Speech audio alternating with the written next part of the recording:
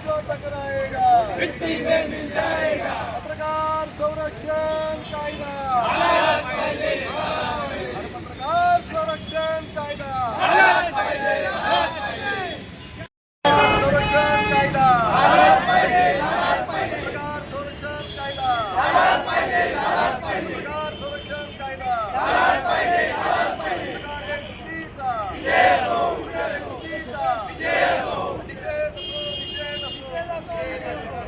हल्लेखोरांचा निषेध असो, निषेध असो, निषेध असो, हल्लेखोरांचा निषेध असो, पत्रकार एक कृतीचा कायदा झालाच पाहिजे, पत्रकार संरक्षण कायदा, संरक्षण कायदा झालाच पाहिजे, झालाच पाहिजे, निषेध असो, निषेध असो, हल्लेखोरांचा निषेध असो, घोषणा द्या। निषेध असो, निषेध असो, निषेध असो, पत्रकार संरक्षण कायदा, पत्रकार संरक्षण कायदा,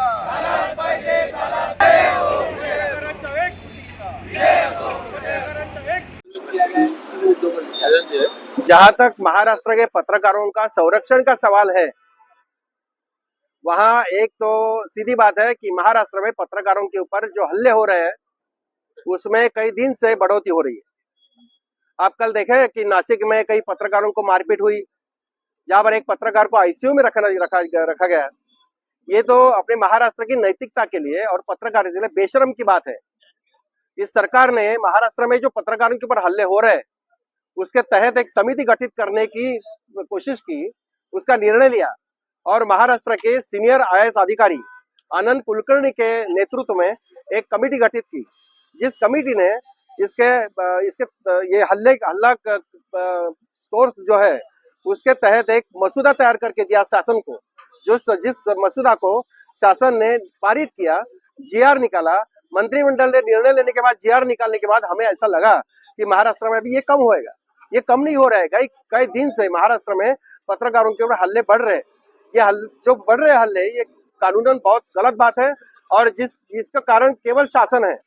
2-2.5 महीने पहले सह्याद्री में एक बैठक हुई जिसमें महाराष्ट्र के कई संगठन के पत्रकारों के कई संगठन के पदाधिकारी थे, जिसमें मुख्यमंत्री थे, राज्य के चीफ सेक्रेटरी थे, कई सचिव थे, जिसमें निर्णय हुआ कि ये मसूदा जो है उसकी अमल करना है।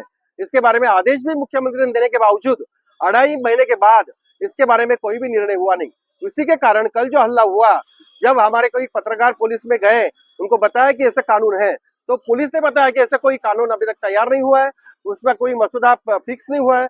उसके कारण जहां पर ये कानूनन हम लोग ने कंप्लेंट की है, वो दर्ज की हुई कंप्लेंट जब कोर्ट में जाती है, वहां पर कोर्ट मानता नहीं कि ऐसा कोई कानून है नहीं। हम लोग शासन का निर्णय करते हैं और महाराष्ट्र के तमाम लोगों को हम विनती करते हैं कि महाराष्ट्र में जो पत्रकारों की हालात जो है, इस हालात बिगड़ने के लिए जो कारण है उसका हम लोग निषेध करते हैं और जनता को अपील करते हैं कि पत्रकारों के बीच आप तमाम रहे। धन्यवाद। महाराष्ट्र में, मुंबई में, नासिक में जो पत्रकार के ऊपर हमले हो रहे हैं, उसके खिलाफ हम यहाँ पे निदर्शन कर रहे हैं, आंदोलन कर रहे हैं। पिछले सालों में बहुत पैमाने पे पत्रकारों पर हमला हो चुका है। अभी हम देखें कि मुंबई में विकास मिरगने, उसके ऊपर भी हमला हो चुका है। बाद में नासिक में जो 3-4 पत्रकार थे उनको मारा गया है, बेरहमी से मारा गया है।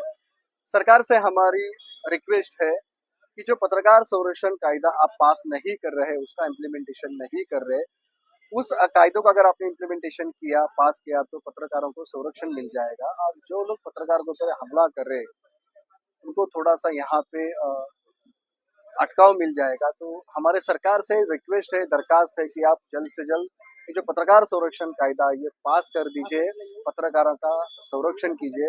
अगर इसी तरह से हमले होते रहे तो पत्रकार के मनोबल के ऊपर इसका असर हो जाएगा। पत्रकार ठीक तरह से काम नहीं कर पाएंगे, उनका रिजल्ट नहीं मिल पाएगा और जाने अनजाने में उसका पत्रकारों का तो नुकसान होगा ही होगा, समाज का भी नुकसान होगा, सरकार का भी नुकसान होगा और सिस्टम का भी नुकसान होगा। अगर पत्रकार ठीक तरह से काम करेंगे तो उसका फायदा है सब सिस्टम को मिल जाएगा, समाज को मिल जाएगा। तो दरखास्त है हमारी शासन से कि जल्द से जल्द आप ये पत्रकार संरक्षण कायदा इम्प्लीमेंटेशन कीजिए।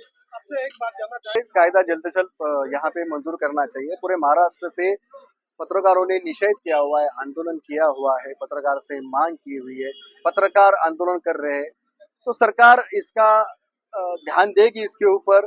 जो पिछले कई सालों से ये आंदोलन चल रहा है, हम भी पत्रकार नाराज है सरकार के ऊपर, क्योंकि हम पिछले कई सालों से मांग कर रहे हैं, लेकिन सरकार ये मांग नहीं सुन रही है।